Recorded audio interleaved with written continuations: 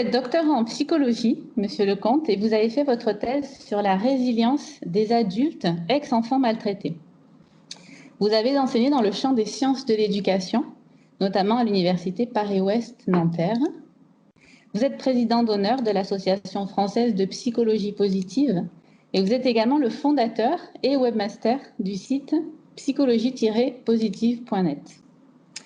Alors, parmi les nombreux ouvrages que vous avez écrits et coordonnés, j'ai cité La bonté humaine, paru aux éditions Odile Jacob en 2012 et pour lequel vous avez obtenu le Grand Prix Moron de l'Académie française. Et puis, il y a également Guérir de son enfance, aux éditions Odile Jacob, paru en 2010.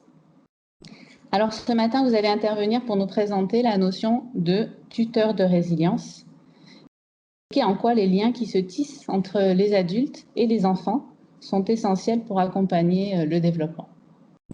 Vous disposez d'une quarantaine de minutes, Monsieur Lecomte, et donc ça sera suivi, comme pour le docteur Guéguen, d'un temps d'échange. Voilà, je vous laisse prendre la main et la parole. Très bien. Merci de m'avoir invité à cette rencontre virtuelle, mais réelle. Et je suis très content d'intervenir après Catherine Guéguen parce que j'apprécie beaucoup son travail. Et je dirais que nos propos vont... Enfin, vous allez retrouver dans ce que je vais dire beaucoup de choses qui ont été dites, mais ça ne va pas être redondant, je pense, mais plutôt complémentaire. Alors, juste une remarque d'ailleurs.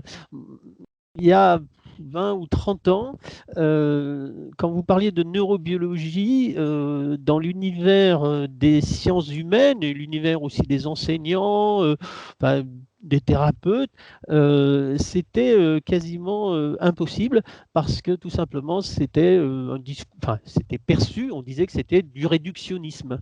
Et aujourd'hui, eh ben, on voit que au contraire, la neurobiologie est peut-être importante. On voit la même chose d'ailleurs avec la génétique. Hein. Avant, c'était considéré comme réductionniste. Maintenant, on parle d'épigénétique. On peut toujours évoluer.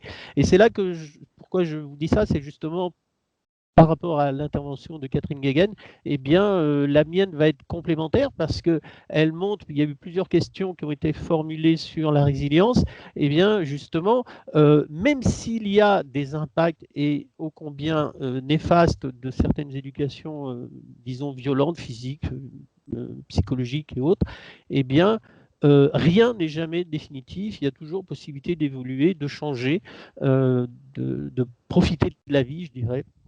Voilà, ça c'est énorme. Alors, deux remarques pour introduire. Une qui va justement, qui confirme en quelque sorte ce que je viens de dire.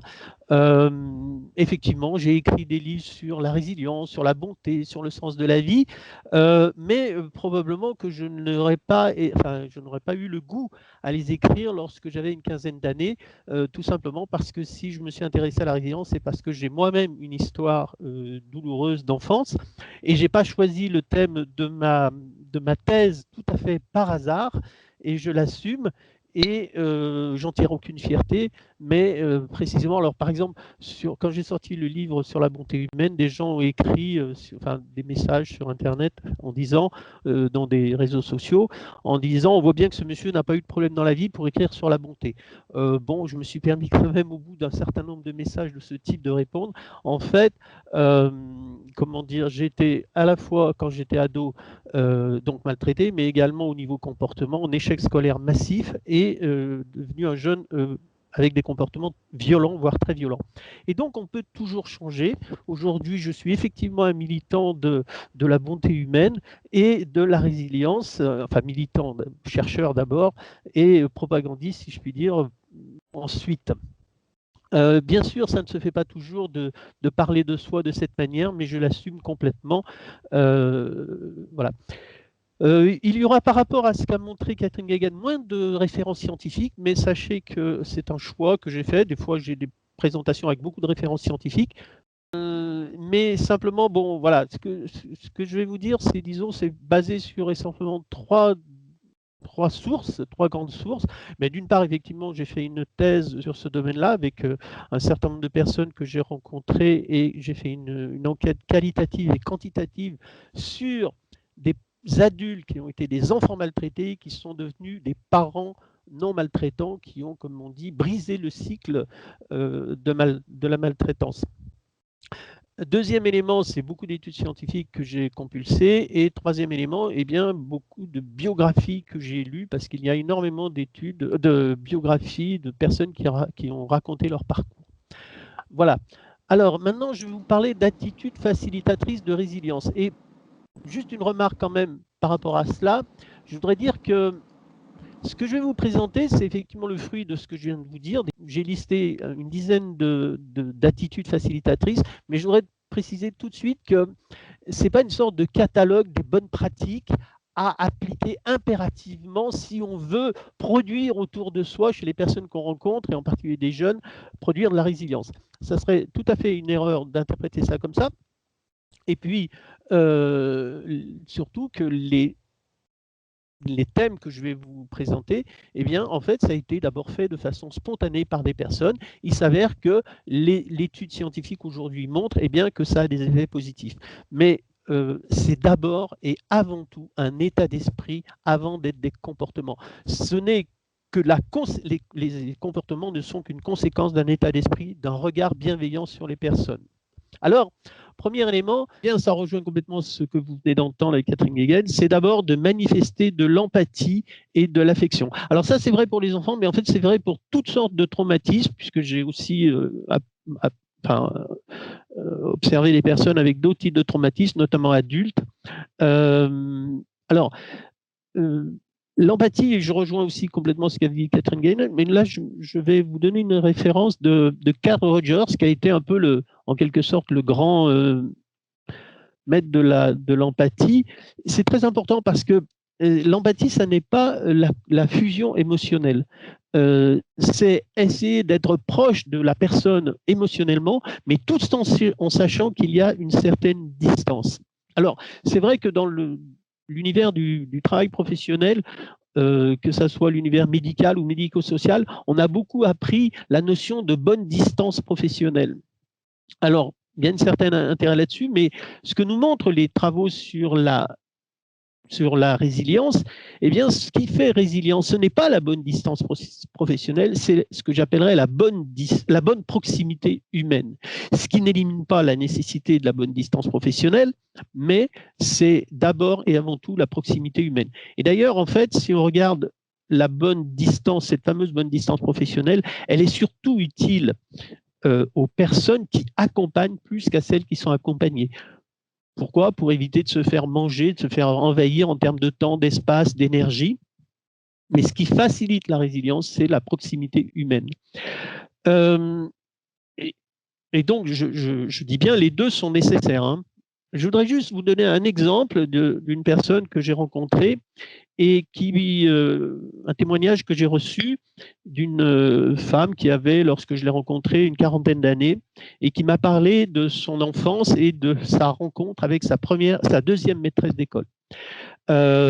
Pour dire son enfance, je ne vais pas tout vous dire parce que sinon c'est vraiment très douloureux, mais son père, alors je ne porte pas de jugement sur les parents, je vous donne, mais c'est important de connaître les comportements tout de même. Son père alcoolique abusait d'elle sexuellement et la prostituait auprès de ses amis. Sa mère prostituée l'humiliait en permanence. Elle recevait sa nourriture jetée par terre dans un fond de la pièce. Elle n'a jamais dormi dans un lit. Son anniversaire n'a jamais été fêté, etc.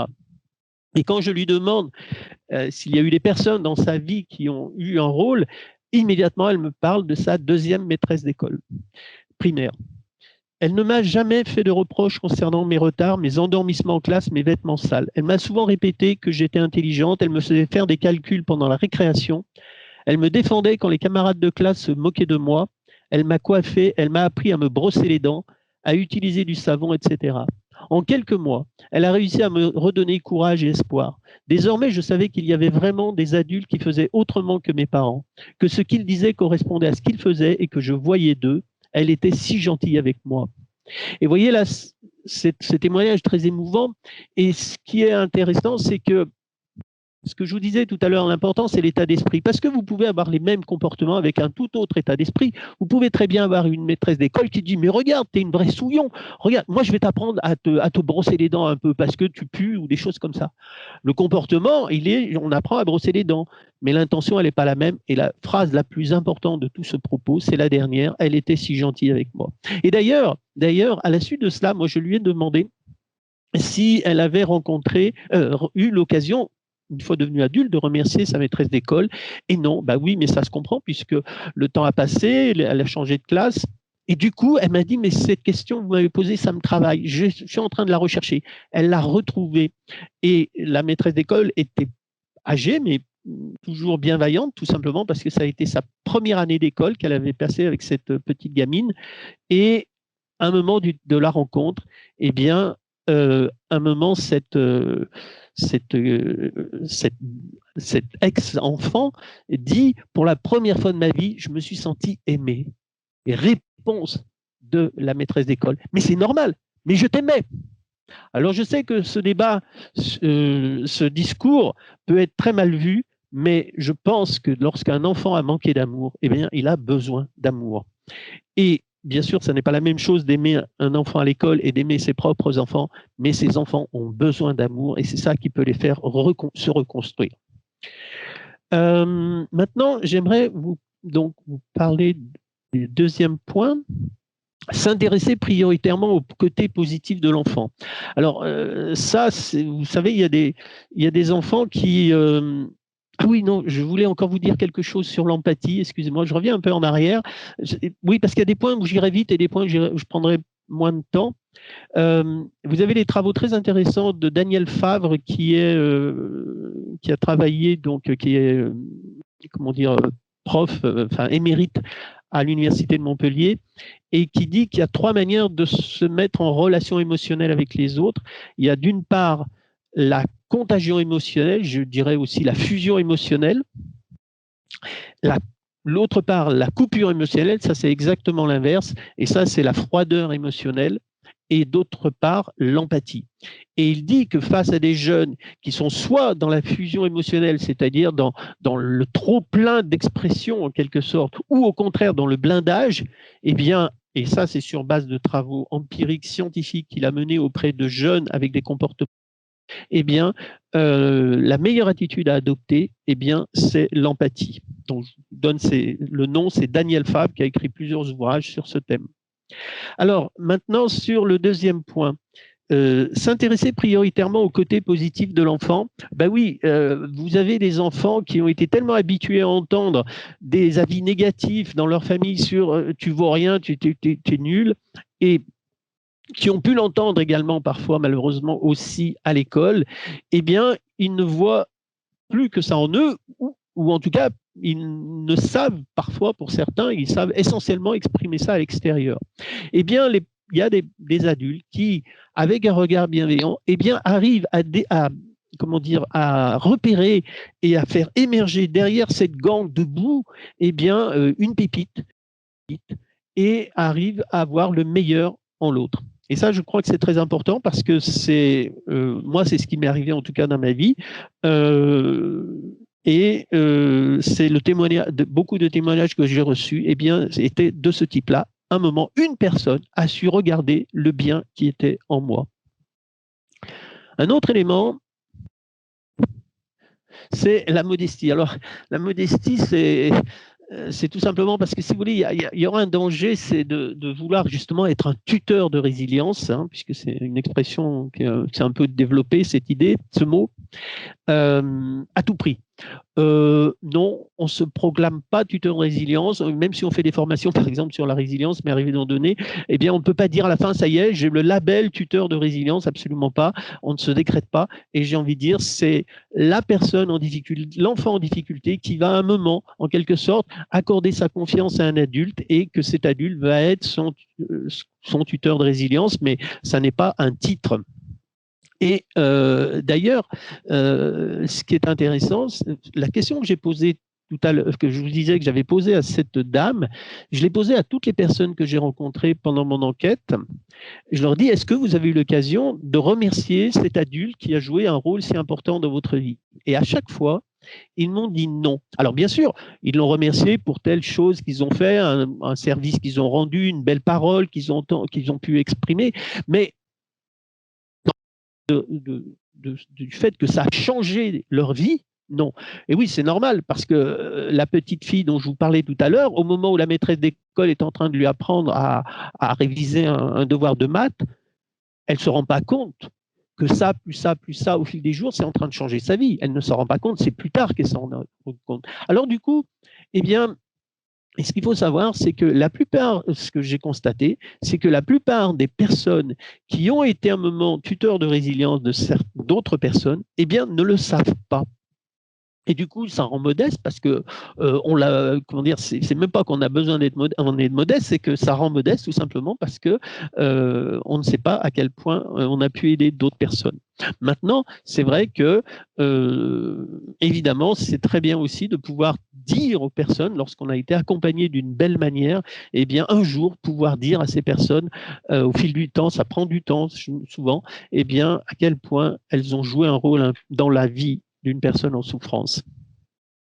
Un autre élément que j'aimerais souligner, c'est laisser à l'enfant la liberté de parler ou de se taire. Alors vous savez, avant les victimes, elles avaient un seul droit, c'était pas un droit, c'était un devoir, le devoir de se taire. La parole des victimes n'était pas accueillie dans la société. Et depuis quelques décennies, eh bien au contraire, la parole des victimes est accueillie, et tant mieux. Mais il y a une différence entre la liberté de parler, en accueillant donc la parole, et l'obligation de parler. Et je pense que parfois on est un peu tombé de Caribe dans ce là. Avant, c'était l'obligation de se taire, et maintenant, c'est parfois l'obligation de parler. Et sachez que l'obligation de parler peut faire autant de mal que l'obligation de se taire. Et des études scientifiques ont montré que si on s'y prend mal, eh bien, ça peut être extrêmement toxique. Il y a des études scientifiques, je ne vous les cite pas, elles sont nombreuses, j'ai écrit là-dessus, mais je vous donne au moins une référence qui est l'OMS, qui a écrit ceci. Ça, c'est, encore une fois, c'est sur base d'études scientifiques. En fait, oui, parler fait du bien, mais à condition qu'on choisisse de le faire soi-même et qu'on le fasse dans un cadre qu'on considère sécurisant, et souvent avec des personnes qu'on connaît depuis un certain temps. Parler de façon quasi obligatoire face à quelqu'un qu'on n'a jamais rencontré avant, qui est un quasi étranger, aussi, même s'il a le titre de psychologue, psychothérapeute, eh bien, ça n'est pas forcément bénéfique. Et en tout cas, s'il y a une pression à ce que ça soit fait, eh bien, ça n'est pas bénéfique. En revanche, bien sûr, l'enfant qui peut parler parce qu'il y a une oreille attentive au moment où il a besoin de parler, bien sûr que ça fait du bien. Un autre élément que j'aimerais souligner, c'est être patient et ne pas se décourager face aux échecs apparents. Alors, quand on accompagne des personnes en difficulté, moi, ça m'est arrivé auprès de personnes de différentes catégories. J'ai accompagné des personnes, des enfants maltraités, mais j'ai également accompagné des personnes des parents qui ont perdu leur enfant. J'ai accompagné des jeunes qui avaient des problèmes de toxicomanie. J'ai accompagné des SDF. Et j'ai fait des erreurs parfois. Et je suis malheureusement pas le seul. Parce que quand on voit les personnes qui, à la suite de discussions, de rencontres, eh bien, ça va mieux. Eh bien, on aurait une sorte d'image, en quelque sorte, de la résilience qui fonctionnerait comme ça. Le bien-être de la personne, eh bien, augmente au fil du temps et jusqu'à arriver à une pleine résilience. Le problème, c'est que la réalité, elle n'est pas souvent comme ça. Elle est plutôt comme ça. Et alors, j'ai 3 remarques sur ce petit schéma. La première, c'est que, vous voyez bien, il y a des hauts et des bas. Voilà. Deuxième remarque, quand même, l'amplitude, c'est-à-dire les hauts et les bas, eh bien, ils baissent au fil du temps. La différence entre les virages, les sinusoïdes en quelque sorte, l'ampleur de la sinusoïde baisse. Ça, c'est le deuxième élément, c'est-à-dire que petit à petit, il y a une sorte quand même d'équilibre qui se fait. Et in fine, eh bien, quand même, au-delà des hauts et des bas, eh bien, la courbe est quand même en montée. en progression. Alors évidemment, ça n'est pas une représentation de tous les parcours de résilience, mais globalement, quand même, ce petit schéma un petit peu visuel eh bien, est assez significatif. Le problème qui se pose, c'est lorsque vous êtes dans la première phase qui monte, tout va bien, vous êtes content, enfin, en tant qu'accompagnant, par exemple, tout va bien, la personne se développe bien, l'enfant ou l'adulte, si c'est auprès d'adulte, et puis on est satisfait de soi parce que quand même, on y est un peu pour quelque chose. Oui, mais alors, au moment où la baisse se fait, alors là, vous avez deux attitudes fréquentes. Enfin, c'est soit il retombe dans ses vieux démons, dans ses vieilles ornières. Voilà. C'est l'autre qui est responsable. Ou alors soi-même ou l'équipe. Et là, on se dit, si on s'y était pris autrement, vraiment, on n'a pas été bon sur ce coup, c'est vraiment, on s'y est mal pris. Et non, en fait, moi, ce que la rencontre avec les résilients, les discussions, l'enquête que j'ai faite m'a montré, c'est qu'en fait, la résilience est un processus non linéaire, c'est un processus sinusoïdal. Et donc, ça fait partie du jeu, j'ai envie de dire, qui est des hauts et des bas. D'ailleurs, il n'y a pas besoin d'avoir été traumatisé dans la vie pour vivre des hauts et des bas. Donc, je crois qu'il faut éliminer de son esprit l'idée d'une sorte de résilience idéale, parfaite, qui soit strictement linéaire. Un autre élément qui va avec, c'est respecter le parcours et le rythme de résilience de l'enfant. Donc ça va complètement en lien avec ce que je viens de dire. La résilience, ça prend du temps. Et je suis bien malheureux lorsque, effectivement, de plus en plus, il y a en quelque sorte dans les, comment dire, des mesures qui sont prises, et notamment par exemple dans le domaine médico-social, eh bien, on s'attend à ce que l'enfant, eh bien, il évolue positivement en période donnée, un délai donné, et ça c'est un leurre. La résilience, elle prend du temps. Et quelque chose qui me semble très important aussi, j'ai fait beaucoup de conférences sur ce thème, et parfois j'ai eu des personnes qui me disent « Ah, mais vous savez, soit en public, soit plutôt après en venant me voir en disant des questions, ils disent « Ah, mais vous savez, quand on a subi tel type de drame, par exemple, ça m'est arrivé d'entendre quand on a été violé, eh bien la seule manière de s'en sortir, par exemple, c'est la psychothérapie ou autre chose. Ou moi j'ai entendu après un inceste, c'est le pardon, il faut pardonner à son père. » Et en fait, je crois qu'il faut être extrêmement prudent. Lorsqu'on a soi-même une histoire de résilience, on a tendance à penser que le parcours qu'on a eu, eh bien, c'est un peu un parcours modèle pour les autres qui sont passés par le même type de traumatisme ou un traumatisme proche. Eh bien non, ce que m'a appris, moi, la résilience, c'est qu'en fait, les parcours sont extrêmement variés. Il n'y a pas de parcours modèle et il faut être extrêmement vigilant à ne pas imposer sa vision du monde, sa vision de parcours et être respectueux, empathique vis-à-vis de ces personnes pour essayer de comprendre leur propre parcours. Un autre élément, c'est l'estime de soi de l'enfant. Faciliter. Alors, ça peut paraître banal, mais ça ne l'est pas. J'ai envie de dire, il y a deux façons de faciliter l'estime de l'enfant. La première, c'est de façon verbale et puis non verbale également, mais de faire sentir, d'exprimer à l'enfant eh bien, qu'on croit en lui, qu'on pense qu'il a de la valeur, qu'il a des possibilités et qu'il peut évoluer positivement. Mais là, il y a quand même deux conditions, parce que dire tu sais, tu as de la valeur, c'est bien, mais il y a quand même deux conditions. La première, c'est qu'on ne peut pas dire ça du jour au lendemain à un enfant. Parce que si vous dites à un enfant qu'il a de la valeur, qu'on croit en lui, alors que vous n'avez jamais eu d'interaction avec lui avant, il peut très bien vous écouter, ne pas réagir, mais penser intérieurement, bon, il dit ça, mais il ne me connaît pas. Sur quoi il se base? Sur quoi il se base? Et donc, je crois qu'il faut être attentif, il faut le dire, mais à partir d'éléments concrets. Je pense que tu peux y arriver parce que, tiens, la semaine dernière, déjà, j'ai vu que tu avais fait ça, ça. Et là, on devient plus crédible. Donc, le premier élément, c'est la crédibilité. Et le deuxième élément, à équivalence, c'est la sincérité. Évidemment que si on dit à un enfant qu'il a de la valeur parce qu'on l'a lu dans un catalogue des bonnes pratiques et qu'on ne le pense pas au fond, mais qu'on se dit c'est bon pour sa résilience, l'enfant, il saura lire au-delà de nos paroles. Maintenant, ça c'est une façon de faciliter l'estime de soi de l'enfant. Il y en a une autre qui me semble beaucoup plus importante encore. Et là, ça rejoint l'idée de la modestie, c'est le fait que, en fait, ce qui pourra le plus faciliter cette estime de soi, c'est que lui-même se prouve il a de la valeur, mais que lui-même se le prouve. Et donc, c'est de le mettre en situation, eh bien, par différentes choses, essayer de comprendre qu'est-ce qui l'intéresse dans la vie et de le mettre en situation de prouver qu'il peut faire des choses. Il pourra le prouver pour les autres et pour lui-même. Ça, c'est beaucoup plus fondateur à long terme, même encore que tous les commentaires positifs qu'on peut lui faire.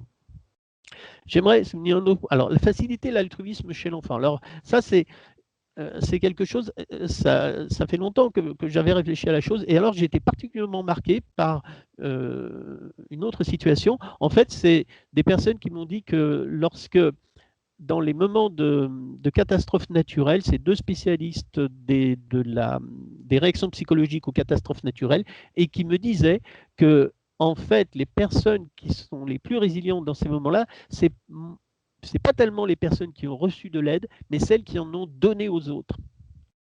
Et elles ont parlé de ce qu'elles appellent le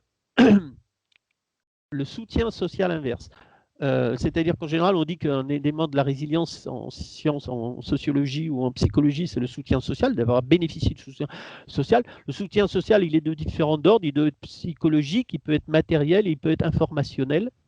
Mais là, c'est non pas d'avoir bénéficié, mais d'avoir aidé les autres. Alors évidemment, la question qu'on peut se poser dans ces moments-là, c'est l'œuf et la poule. Qu'est-ce que c'est qui est en premier? Est-ce que c'est le fait d'aider les autres qui rend résilient? Est-ce que c'est le fait qu'on est d'abord un peu résilient qui nous permet d'aller vers les autres? Et là, il y a une spirale vertueuse qui s'enclenche. Voilà.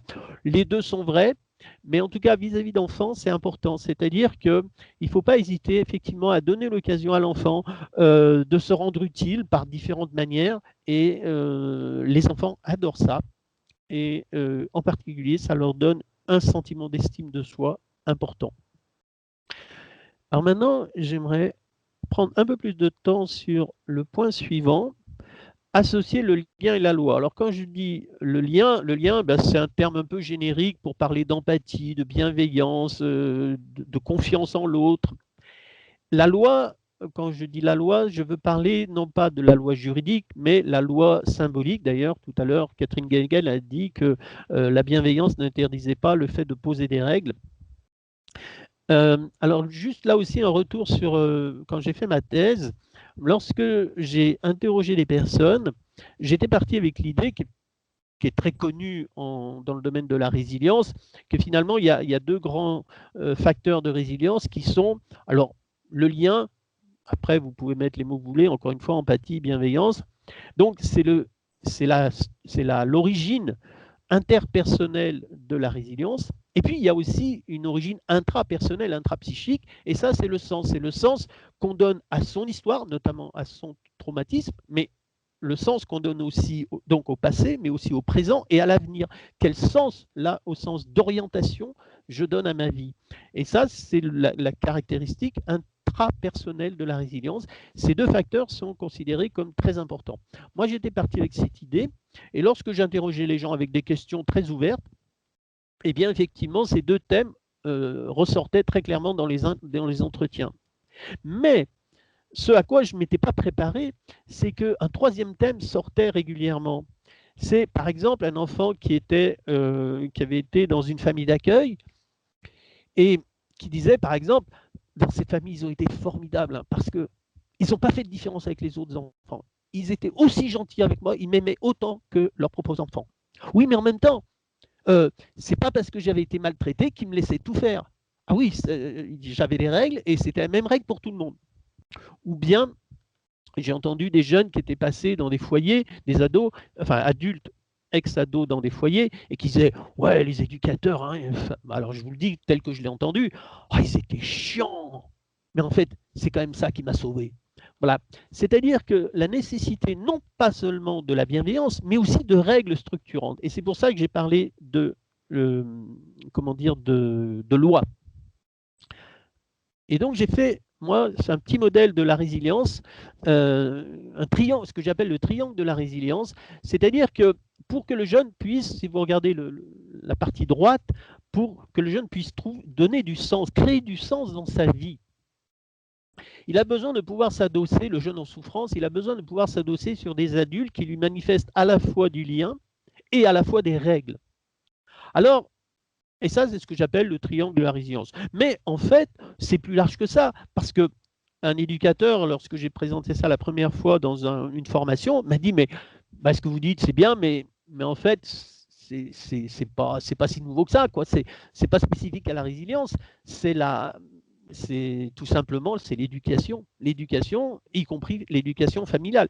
Eh ben oui. Alors c'est vrai que moi pendant 10 secondes ça m'a un petit peu déçu parce que je croyais que j'avais inventé un truc génial.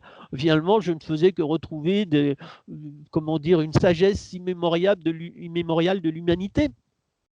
Mais finalement, c'était très bien, parce que je suis convaincu, profondément convaincu, depuis longtemps, et cet élément me confirme, c'est que finalement, parfois quand on pense à la résilience, on pense aux enfants maltraités, gravement maltraités, on pense qu'il faut des choses extraordinaires pour les faire émerger, sortir de ce cocon de souffrance.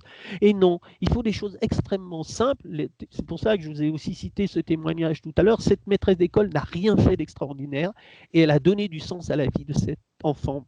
Eh bien, ce qui fait, qui permet à un enfant en souffrance d'entrer en processus de résilience, ce sont des éléments, des caractéristiques qui ne sont rien d'autre que celles qui permettent à un enfant grandissant dans une famille classique de trouver du sens à sa vie. Bien sûr, ça ne prend pas la même forme, ça n'a pas le même impact parce que on voit bien chez cette personne dont je parlais à l'instant, ça a changé définitivement sa vie.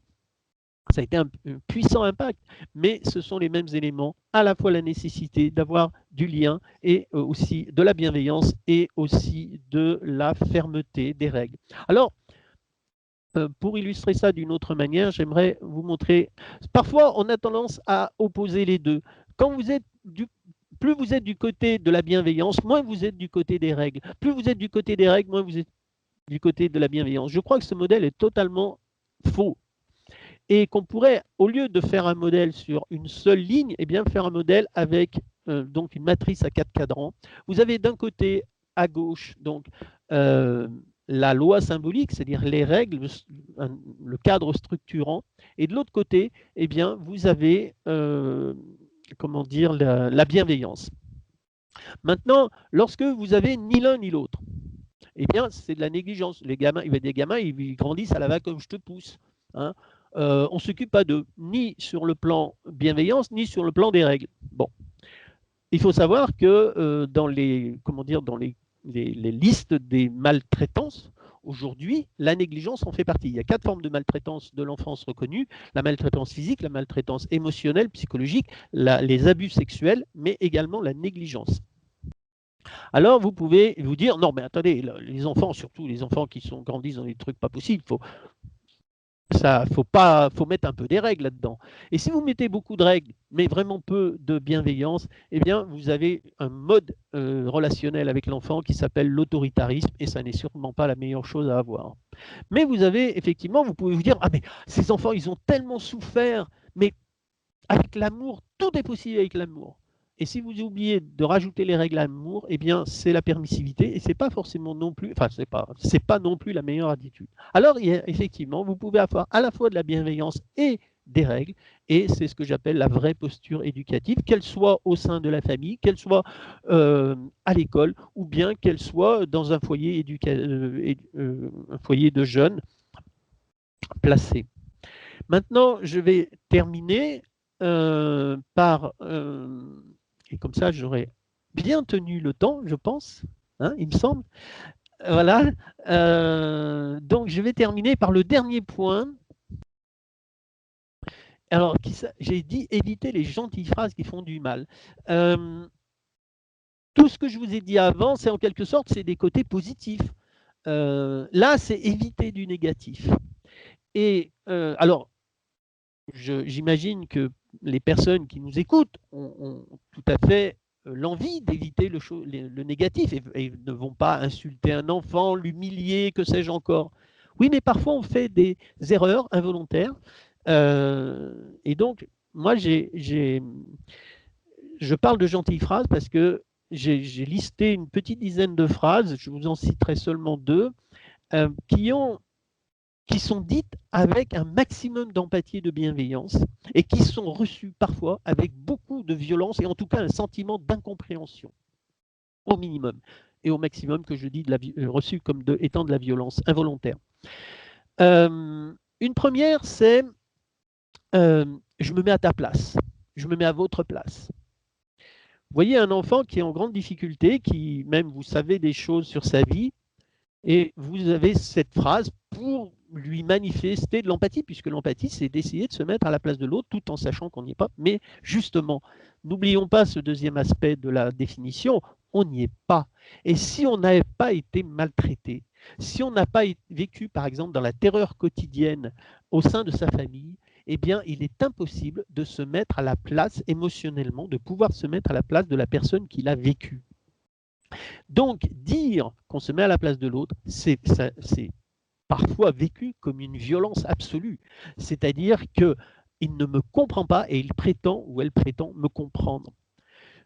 Ce qui n'élimine pas le fait de pouvoir dire, écoute, ce que tu dis, c'est vraiment dur, j'essaye de comprendre, on peut aller jusqu'à dire, j'essaye de me mettre à ta place, mais quand même, ce que tu as vécu, eh bien, c'est très dur. Moi, je sais que je suis intervenu auprès de parents qui ont perdu leur enfant. Je commence toujours en disant, je ne me permettrai jamais de dire que je me mets à votre place. Je n'ai pas vécu ce drame et je respecte. Le moindre des choses, c'est de respecter le fait que je ne peux pas me mettre à votre place. Mais j'essaye de comprendre ce que vous avez vécu.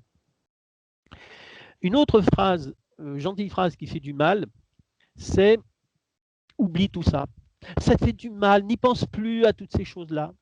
C'est une illusion totale. La résilience ne se construit pas sur l'amnésie. La résilience, ce n'est pas un oubli, une mise sous le tapis de son histoire.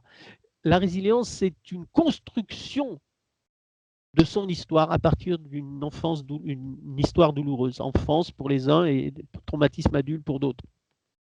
J'ai dit la résilience, c'est un peu le processus qui permet aux personnes de passer d'une mémoire douloureuse, d'une mémoire souffrante à une mémoire de la souffrance. C'est-à-dire que dans un premier temps, à chaque fois que la personne se remémore des événements passés, c'est à la fois une mémoire de la souffrance, mais c'est une mémoire souffrante. Et petit à petit, dans le processus de résilience, ça va se déconnecter. Il y aura toujours la mémoire de la souffrance, mais ce n'est plus une mémoire souffrante. Et deux remarques par rapport à ça. Une par rapport à la maltraitance. Moi, dans ma thèse, j'ai essayé de savoir qu'est-ce qui permettait statistiquement, parce que j'ai fait des entretiens individuels qualitatifs, mais j'ai fait aussi des questionnaires quantitatifs, et j'ai essayé de savoir statistiquement qu'est-ce qui était le meilleur prédicteur du fait de passer de la violence subie à l'amour en tant que, subie en tant qu'enfant, à l'amour en tant que parent.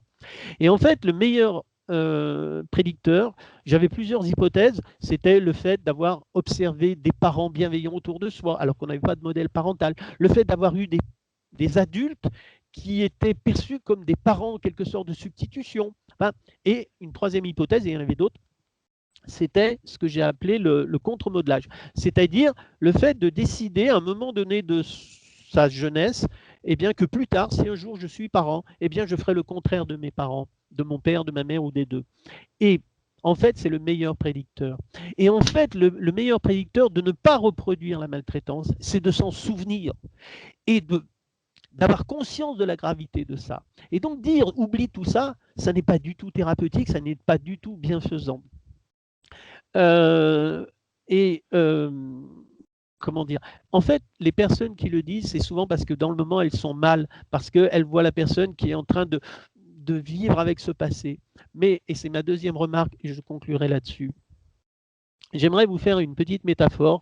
La métaphore, c'est une métaphore d'une maison ou d'un appartement, et la personne qui habite ce logement, eh bien, c'est une personne qui a un gros traumatisme dans son histoire.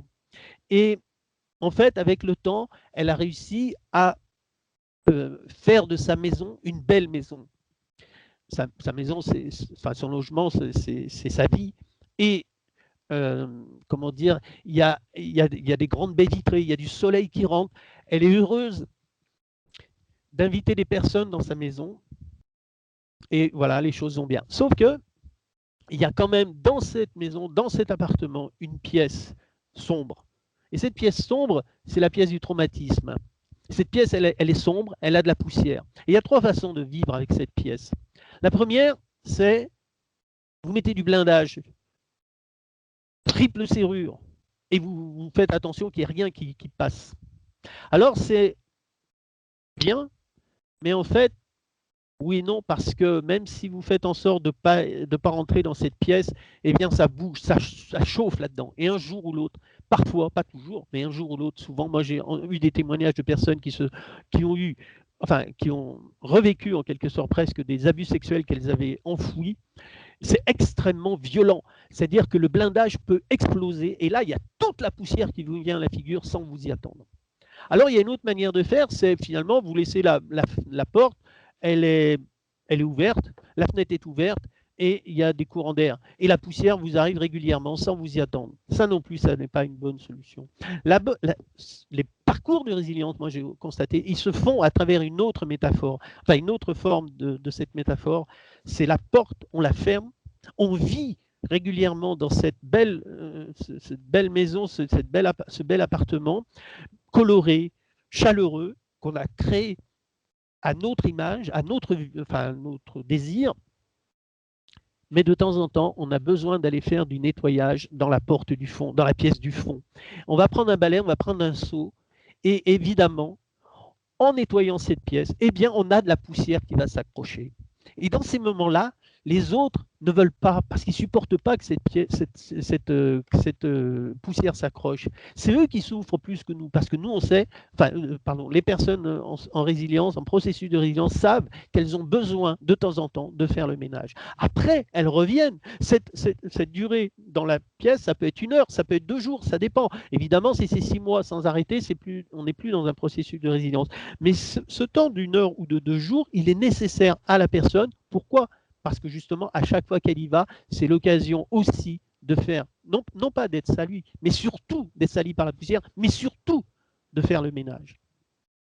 Voilà, je vous remercie pour votre attention.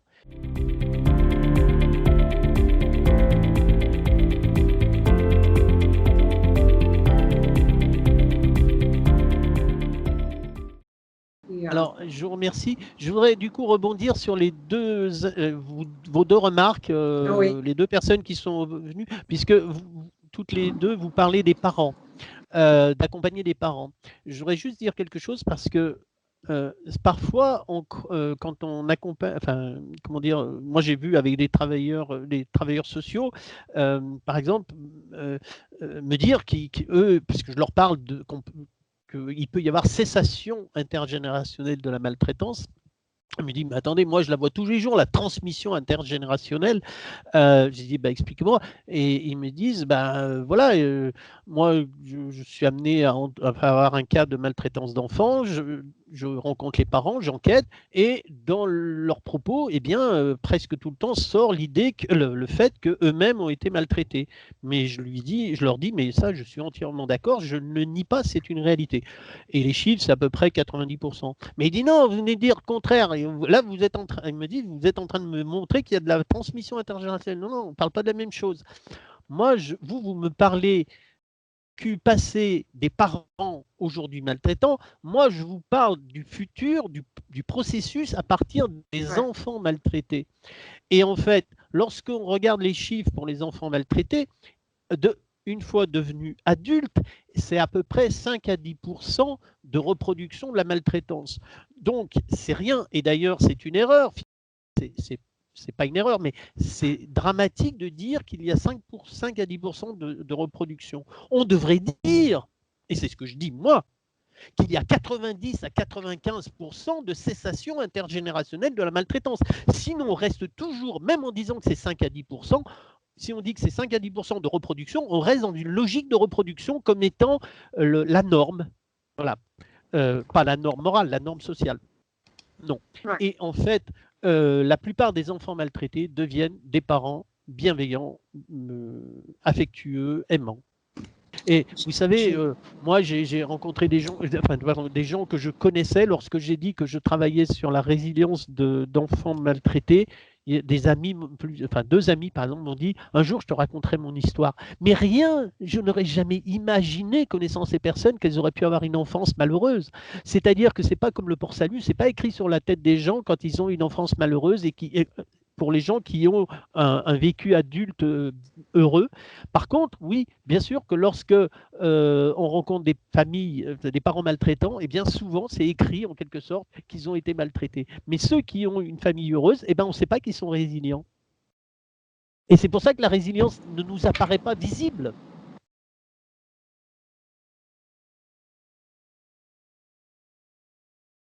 Oula, là c'est bien compliqué comme question. Qu'il faut essayer de savoir si c'est de la pudeur. Enfin, pour mon avis, c'est pas essayer de savoir si c'est de la pudeur ou un refus de parler. C'est simplement que on n'a pas à provoquer la parole. On a à l'accueillir. Et donc, si l'enfant il parle pas, la question pour moi n'est pas de savoir si c'est de la pudeur ou un refus. C'est l'enfant choisit de ne pas parler. Il faut lui manifester à la fois verbalement et non verbalement par une attitude bienveillante à quel point on est prêt à accueillir sa parole, mais on ne peut pas aller plus loin, à mon avis. Quelle que soit la raison, que ce soit de la pudeur ou du refus.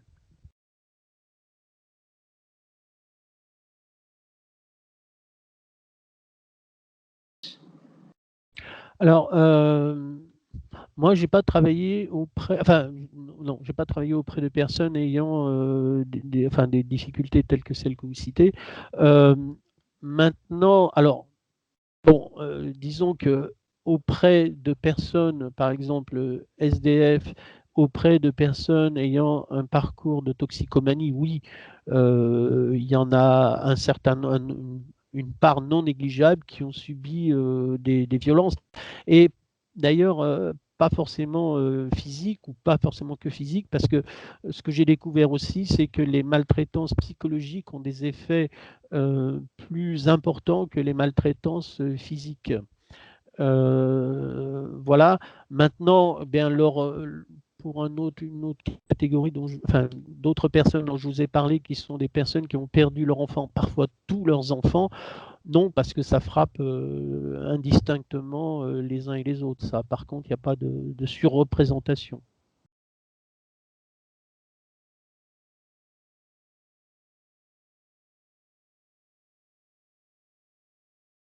Je vous remercie beaucoup. Effectivement, il y a des mots, je crois qu'il faut bannir de notre vocabulaire. Vous parlez de crise de l'adolescence. Il y en a un qui me touche beaucoup, enfin que je trouve catastrophique, c'est l'échec scolaire.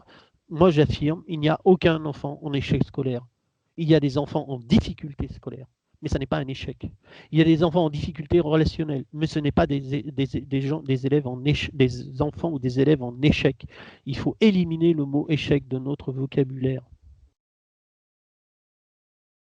Difficulté temporaire, bien sûr. Échec, non.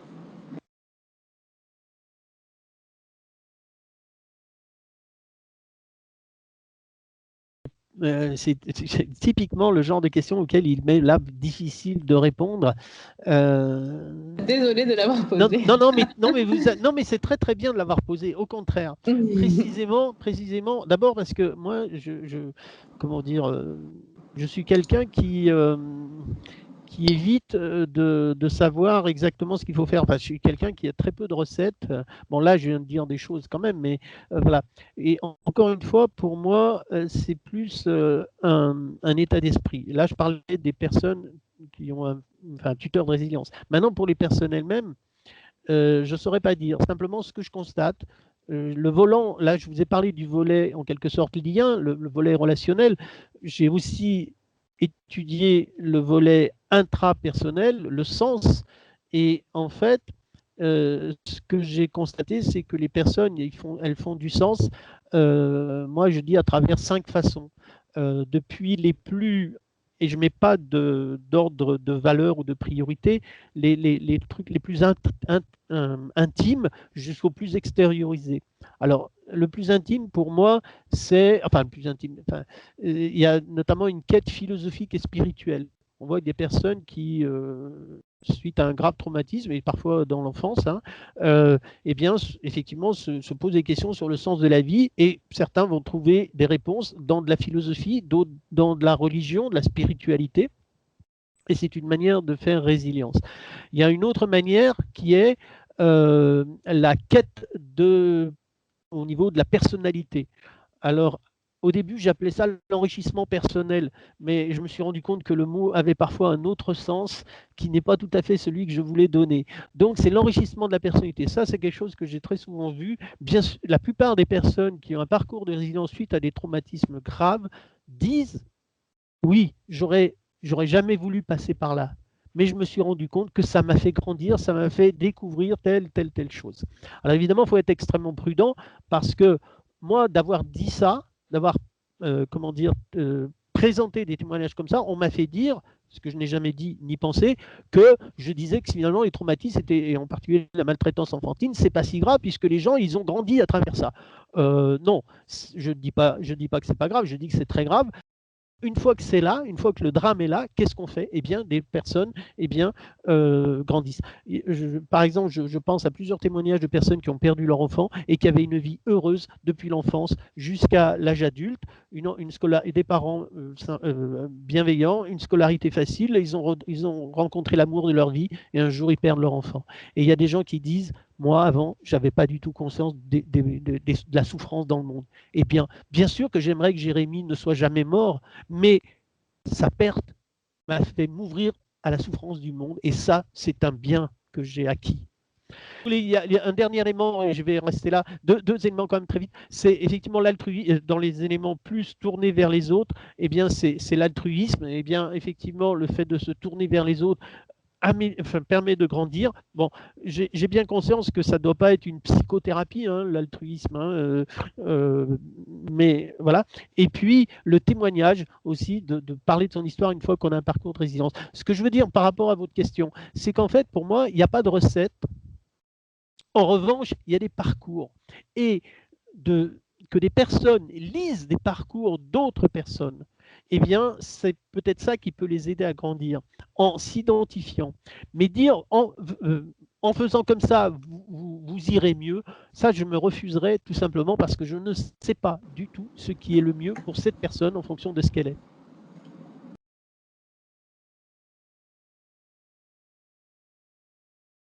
Oui, oui. Alors d'abord, félicitations. J'aime beaucoup les gens qui travaillent en SECPA. Voilà, j'ai beaucoup de respect je trouve que c'est les personnes qui le font généralement volontairement et c'est pas parce que ça leur est imposé. Oui, alors après, c'est toujours difficile, vous savez, de savoir quelle est la part de l'institutionnel, du familial. Voilà, là encore, les cas comment dire, c'est vraiment au cas par cas. Pour ma part, je suis prudent là-dessus, voilà, parce que effectivement, vous avez quand même aussi des gamins qui grandissent dans des familles où toute la journée ils entendent t'es un abruti, quoi. Et à force de dire t'es un abruti, on finit par à force de s'entendre dire qu'on est un abruti, on finit par adhérer et fonctionner en fonction. Donc il y a des comment dire, c'est très variable, quoi. Moi personnellement, je me permets, enfin, je vais pas vous raconter ma vie, mais moi j'ai une très bonne scolarité primaire et j'ai explosé complètement, enfin catastrophique dès le secondaire. Pourquoi? Parce que j'avais pris conscience et enfin, tristement évidemment du fonctionnement assez particulier de mon père. Et donc voilà, et ça a complètement bouleversé ma vie. Et là, l'institution y était pour rien, quoi. Oui, mais c'est pour ça que votre fonction, elle est formidable parce que vous êtes, vous savez, je vais être très clair avec vous. Tout à l'heure, je disais que la plupart du temps, les gens ne savent pas s'ils sont qu'ils ont été tuteurs de résidence. Si vous faites ce métier depuis un certain nombre d'années, le métier que vous faites actuellement, eh bien, si vous le faites avec bienveillance, et je n'en doute pas vu ce que vous dites, avec respect, et je dirais même avec, parce que en disant, il y en a qui l'assument, que vous aimez ces jeunes, eh bien je vous garantis qu'au bout d'un certain nombre d'années, vous ne le saurez jamais, mais vous aurez transformé la vie de certains de ces jeunes. Vous ne le saurez peut-être jamais, mais ça c'est une réalité. Et moi je l'ai vu puisque dans les, comment dire, les personnes auprès de qui j'ai enquêté, la plupart des tuteurs de résilience qui m'ont été nommés étaient des enseignants. Voilà. Et ils ne sauront jamais qu'ils l'ont été. Là, dans le cas présent, c'est parce que j'ai rencontré cette femme et que je lui ai demandé si elle avait remercié sa maîtresse d'école, qu'elle l'a revue 30 ans plus tard ou 35 ans plus tard. Mais sinon, elle n'aurait jamais su l'impact. D'ailleurs, elle était étonnée de l'impact qu'elle a eu sur cette gamine. Et elle se souvenait très bien de cet enfant, 35 ou 40 ans après. Voilà. Et donc, moi, je vous garantis, vous transformez des vies, même si vous ne le savez pas. Et merci de le faire.